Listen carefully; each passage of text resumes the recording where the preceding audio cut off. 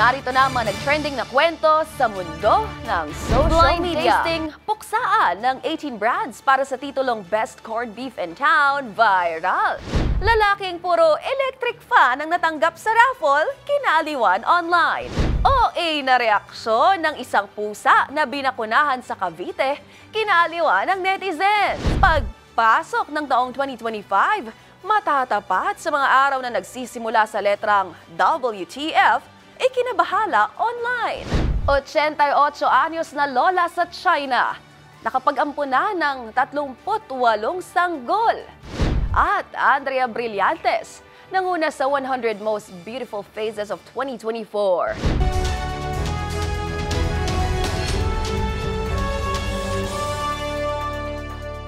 Isang masaganang 2025 po sa inyong lahat. Naway naging masaya, ligtas at makabuluhan ang pagsalubong ninyo ng bagong taon. Dito po sa TNVS Trending and Viral Show, sisimulan natin ang unang araw ng 2025 hatid pa rin ang mga kwentong nag-viral sa social media.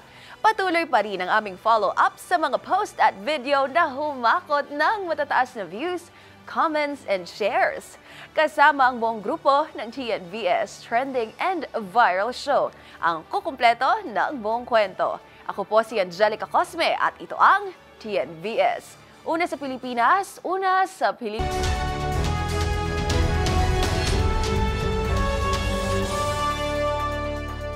Para sa ating unang viral story.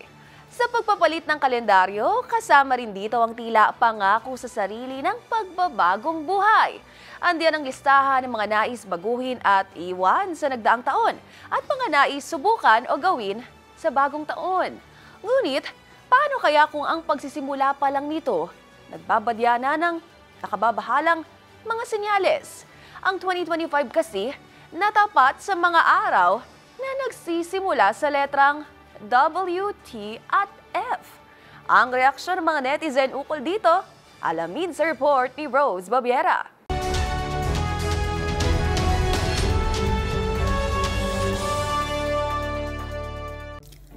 Sa pagpasok ng bagong taon, samot-saring manifestasyon, hiling at panibagong listahan na naman ng mga nais baguhin at simulan ang sasalubong sa 2025. Ang pagpapalit kasi ng taon ay tila hudyat din ng pagbabagong buhay para sa nakararami. Malinis na simula kasi ito kung saan tila iniiwan ng lahat ang nakaraang taon sa pagtatapos nito. Kaya naman, punong-puno ito ng pag-asa at excitement. Ngunit marami ang nagpahayag ng kanilang pagkabahala sa pagsisimula ng taon sa social media. Napansin kasi ng ilan na matatapat ang unang araw ng taong ito sa Wednesday, Thursday at Friday, na kapag binasa sa kalendaryo ay WTF. Iniugnay kasi ito ng mga netizen sa popular na kataga na may hindi magandang kahulugan na madalas na ginagamit kapag gulat, inis o may hindi kanais-nais na balitang natanggap ang isang individual. Samantala, isang netizen din ang nagbahagi ng pagkabahala nang mapagtanto niya na parehong araw din nagsimula ang taong 2020, isa sa mga taong puno ng hamon bunsod ng COVID-19 pandemic.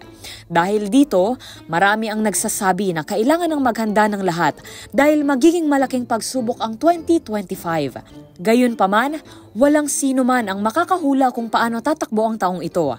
At mabuti man ang pagiging handa, wala ring mawawala kung aasa ang lahat na magiging maganda ang taong ito.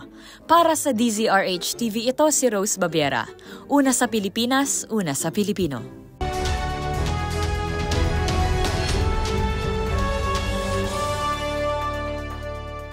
Sa ating sunod na trending na kwento, sa dami na naging pasabog ng taong 2024 sa mundo ng politika, showbiz at social media, hindi rin nagpaawat ang isang netizen sa kanyang pasabog na year-end special. Nag-organisa lang naman kasi ito ng isang blind tasting para alamin kung alin sa 18 brands ng corned beef ang makakasungkit ng titulong Best Corned Beef in Town. Ang resulta, nakatabulate pa nga na para bang totoong research paper. Ang kwento sa likod ng pakulong iyan, tinutukan ni Arnold Herrera.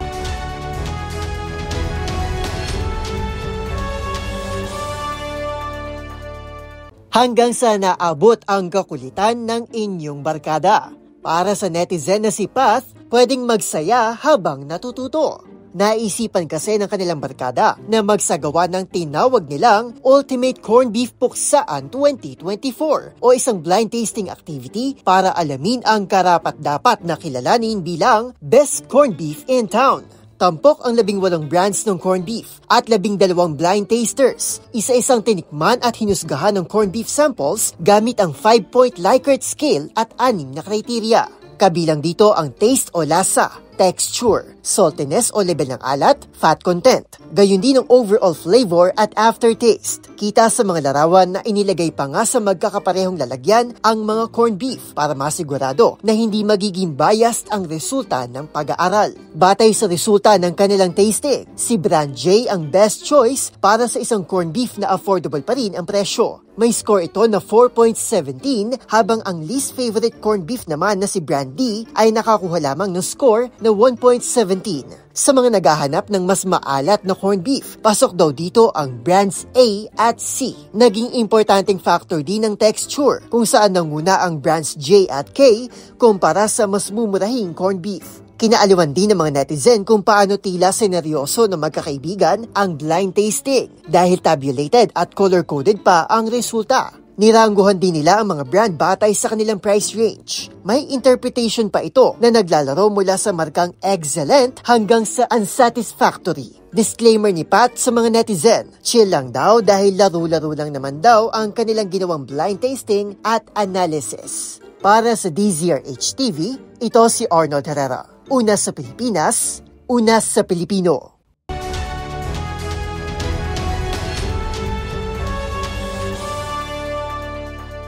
Para sa ating next viral story, ginhawa sa 2025. Yan ang pabirong hirit ng netizen na ito matapos niyang i-flex sa social media ang kanyang mga napanalunan sa raffle. Pero kahit maswerte na madalas nabubunot ang pangalan, ang problema, puro electric fan ang kanyang natanggap. Ang nakakaaliw na reklamo ng uploader, tutukan sa Trending Report ni Millie Borja.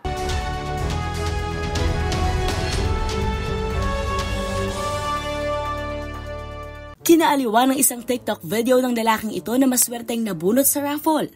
Pero kaiba sa madalas na reaksyon ng ilan kung saan masaya sila sa naiuwing premyo, hindi napigilan ng uploader na si JJ Ports na magreklamo. Paano ba naman kasi? Puro electric fan ang natanggap nito. Sa unang bahagi ng video, makikita pa kung paano magpasalamat ang uploader. First time manalo sa raffle. Sunod-sunod. Mukhang giginhawa ang pamumuhay namin ngayong 2025. Ramdam na ramdam ko na ang ginhawa ngayong 2025. Ngunit sa katagalan, dito na makikita ang bilang ng mga electric fan na kanyang napalalunan. Mula sa malaking fan hanggang sa mini version. Bakit naman puro electric pan ang napanalunan namin? Hoy! Hirit tuloy nito. Sana next time, refrigerator naman ang kanyang matanggap. Sa comment section ang isang ito, may suggestion pang i-trade ni JJ ang nakuha nitong mga electric fan sa isang Facebook group. Meron ding nakarelate sa video, pero ang kanya naman, mga double burner. At ang isang ito, gamot naman ang natanggap.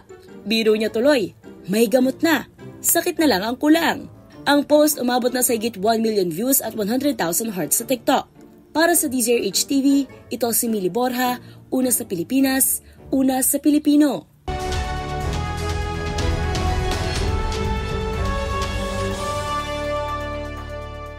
Para sa ating sunod na viral story, hindi nakaligtas sa mata ng netizens ang tila OA o overacting na fur baby na ito na binabakunahan ng anti-rabies sa isang universidad sa Cavite.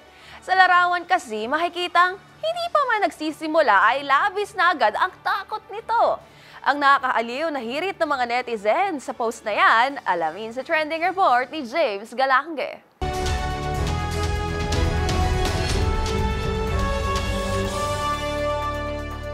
Kung akala ng karamihan, mga bata lamang ang takot sa bakuna. Aba, maski pala ang mga pusa, takot din sa tila kagat ng langgam ng isang karayom. Viral kasi ngayon ang tila overacting ng pusa na ito habang binabakunahan ng anti-rabies sa isang universidad sa Cavite City. Ayon sa uploader, hindi pa raw nagsisimulang pagbabakuna, pumipiglas na ang fur baby at saktong nakunan ang naturang reaksyon. Naaliw naman ang mga netizens sa reaksyon ng pusa at parang nagpapaalala na tila pinangakuan ng isang bagay pero sa doktor pala ang punta. Ayon sa netizens, grabe kung makareact ang naturang pusa at pasok sa standards para gawaran ng best in overacting. Hirit naman ang isa, panimagong meme na naman ang naisilang na maaaring gamitin ng netizens para sa iba pang mga nakakaaliw na post online. Samantala, nakahakot naman ang naturang photo na mahigit 3,000 love reactions at 781 shares online. Ang naturang vaccination drive ay isang proyekto ng mga estudyante mula sa Cavite State University main campus, katuwang ang ilang mga non-government organizations o NGOs na naglalayong magbigay ng libreng anti-rabies vaccine sa mga alagang hayop. Para sa DZRH TV, ito si James Galange, una sa Pilipinas, una sa Pilipino.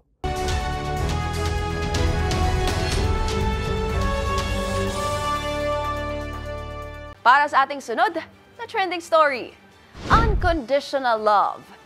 Pinatunayan ng isang lola mula China na hindi mo kailangan maging kadugo ang isang tao para ituring itong anak. Dahil sa loob ng ilang taon, umabot na sa 38 sanggol ang kanyang inampon at inalagaan. Bukod pa ang 5 sarili nitong anak. Ang motherly act na yan ni Lola, tutukan sa trending report ni Rovic Manuel.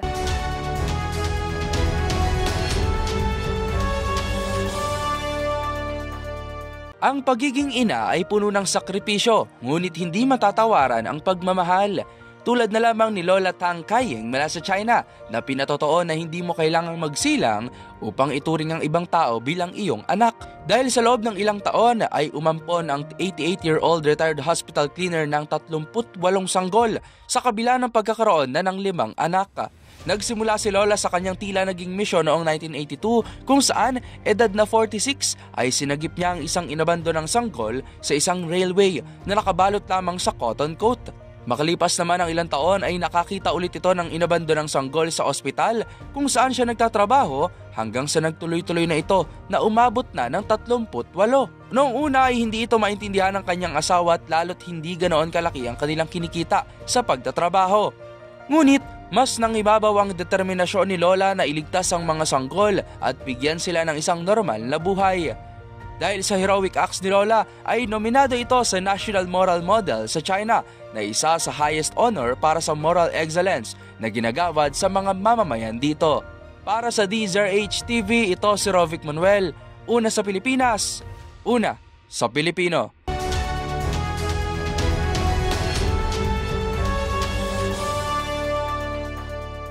At para sa ating trending showbiz balita, Most Beautiful Face of 2024. Yan ang ngayon ang hawak na titulo ng aktres na si Andrea Brillantes. Ito ay batay sa inilabas na listahan ng UK-based TZ Candler and The Independent Critics. Pero bukod kay Blight, may 6 pang gandang Filipina na nakapasok sa listahan ng may pinakamagandang muka. Kung sino-sino sila, gayon din ang 2 miyembro ng ipinagmamalaki nating boy groups ang kabilang naman sa 100 Most Handsome Faces of 2024, kilalanin sa aking Showbiz Report.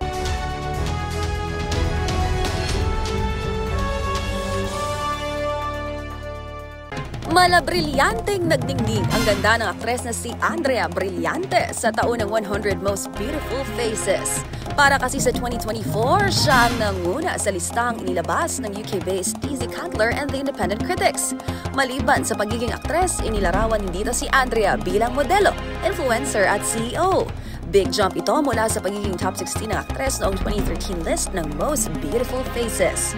Sa isa namang TikTok post, rumesbak si Andrea sa komento ng isang netizen na baka ginawa raw ni Doc. Kalaki pang ilang throwback photos, essay nito, my face card at 9 years old. Pretty with or without enhancements. Samantala, bukod kay Andrea, 6 pang gandang Filipinang pasok din sa 100 Most Beautiful Faces of 2024, gaya ni Janine Gutierrez at number 28. Ang Anilay Hall of Famer namang si Liza Soberano na minsan ding nag-number 1 noong 2017, top 31 naman sa ika-10 taon na kabilang siya sa naturang listahan. Nasa 52nd spot naman ang actress-singer na si Bel Mariano. At ranked 69 ang sexy actress-vlogger na si Ivana Alawi. Habang 2 Pinay din ang first-timers sa listahan, gaya ni Jelly Dangka ng K-pop group Eunice na nasungkit ang 82nd spot. At nasa ika-88 pwesto naman si Aya Arceta ng Nation's Girl Group Beanie. Samantala, di rin papahuli mga Pinoy pagdating sa kapugian. Sa ikalawang sunod na taon, kabilang sa 100 most handsome faces si Kyler ng global pop group Horizon at siya ay nasa top 21. Habang ang youngest member naman ng P-Pop Kings SB19 na si Justin De Dios, first time nakapasok sa listahan at nasungkit ang 41st spot.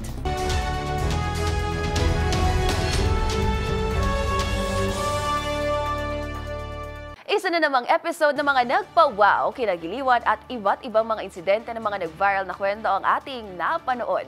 Kaya naman, kung meron din po kayong mga katulad na istorya ay i-share nyo na yan sa ating comment section o kaya naman itag nyo rin kami sa TikTok at DZRH News. At yan ang mga kwento sa likod ng mga nagpa-viral na video kasama ang buong grupo ng TNVS Trending and Viral Show. Assignment po namin na kapag may nag-trending, aalamin, bubuin at ma-follow up namin ang mga detalye para kapag nakita mo ang viral video na may nag-share, ikaw na ang magdagdag ng mga impormasyong nalaman mo sa TNVS Trending and Viral Show. Muli, Happy New Year everyone! Mula po rito sa kauna-unahan sa Pilipinas, DZRH. Ako po si Angelica Cosme. Una sa Pilipinas, una sa Pilipino.